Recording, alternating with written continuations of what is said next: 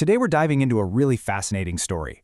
It's about a man, Professor Hiroyuki Oberi, whose life took him from a place of deep personal crisis all the way to the historic halls of Oxford.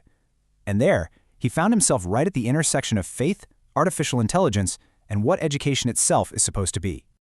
So to really get what Professor Oberi is all about, we've got to start with what the Oxford mathematician John C. Lennox calls the big questions. You know, these are the universal questions that kind of nod all of us. They're at the very core of what it means to be human, and they're absolutely central to understanding the professor's entire journey. The first one is, well, it's the biggest of them all. Where do we come from? And right away, you see this huge clash of ideas, right? On one side, you've got science, talking about the Big Bang and evolution, and on the other, you have faith traditions that speak of a creator. It's the starting point that really shapes everything else we believe. Okay, so once you've asked where you came from, the next logical question is why? What are we actually here for? Is life just a biological game? Survive, reproduce, and that's it? Or is there something more, a higher calling, a purpose that goes beyond just our physical existence? And that leads us to the third big question, which moves from purpose to ultimate meaning. What's the whole point of any of it? This is where science often has to take a back seat, and we get into the world of philosophy and theology. We start asking what our purpose, if we even have one, really adds up to in the end. Now, these are the huge questions Professor Oberi would eventually spend his life thinking about. But his story doesn't begin in some quiet library or lecture hall. No, it starts with a personal crisis so deep it nearly ended his journey before it even had a chance to begin. See, growing up in rural Japan, his life was all about baseball, not books. And that led to some serious academic struggles. And this crushing anxiety about his future. His anguish just kept spiraling until he found himself in a place of total despair, pushed right to the edge. And then everything changed. In 1976, while he was in his dorm room in the US, a spiritual encounter completely rewired his sense of purpose. The transformation was, well, it was immediate and it was profound. He went from failing to suddenly graduating college early and then just started collecting degrees from top universities. It was a complete 180, a turn that would define his entire life's mission from that moment on. This new path, this powerful sense of purpose, it led him on what he calls a pilgrimage. He made 3 separate journeys to a place he considers his sacred space for thinking and reflection, the one and only University of Oxford.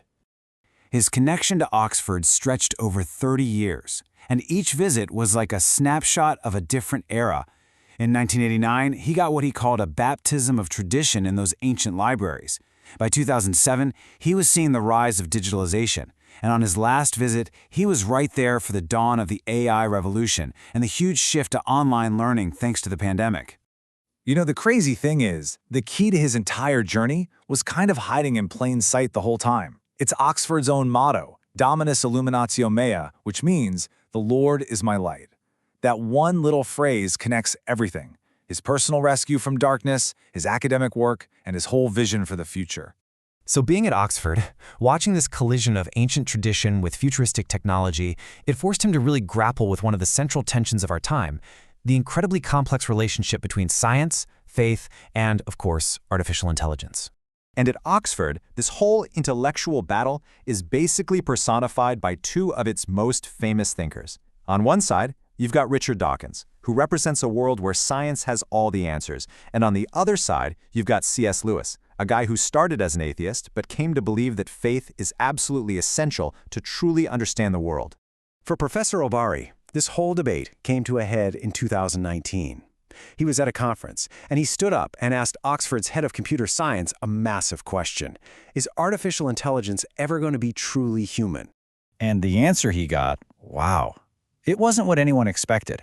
Professor Michael Tarasenko, a top AI expert, didn't give a technical answer. He gave a theological one. He said the real difference is the divine spark that humans have, something an algorithm, no matter how smart it gets, can just never, ever replicate.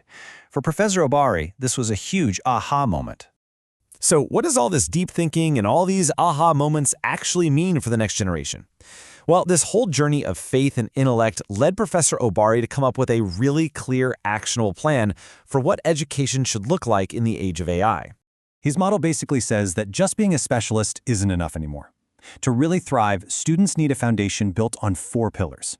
First, you need the practical tools, language and tech skills. But, and this is the crucial part, those tools have to be guided by the second pair, a coherent worldview, a stable set of beliefs, and a solid foundation for making decisions that comes from that worldview. It's about not just asking, can we do this with AI, but should we? And get this, it's not just some nice idea on paper. It actually works. When he put this approach into practice, the results were pretty stunning. A whopping 88% of his students said it had a major impact on them. So where does that number come from? A survey of 138 students. They were asked if these classes, the ones focused on worldview, helped them think more deeply. The impact was real. You had students who were once terrified of speaking English, who are now confidently expressing their deepest core beliefs. It's just powerful proof that if you want to teach students how to think, you have to help them figure out what they believe first. And there's this great quote from the philosopher John Dewey that just nails why this is so urgent. If we teach today as we taught yesterday, we rob our children of tomorrow. I mean, the world is changing so incredibly fast. We just can't keep doing things the old way. It's simply not fair to the next generation.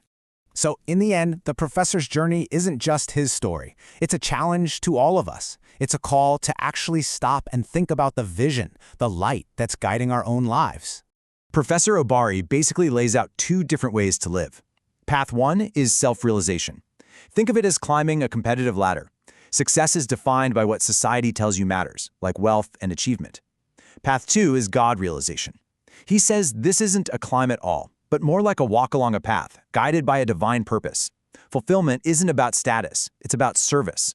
And this brings us right back to the heart of his whole experience at Oxford. The goal isn't to have faith and reason fight each other, it's to fuse them together. It's this idea that you can hold on to a deep, absolute truth and still engage with a complex, ever-changing world with intellectual rigor. Professor Obari's entire journey started in darkness until he found his light, his Dominus Illuminatio. So the final question this leaves us with is this.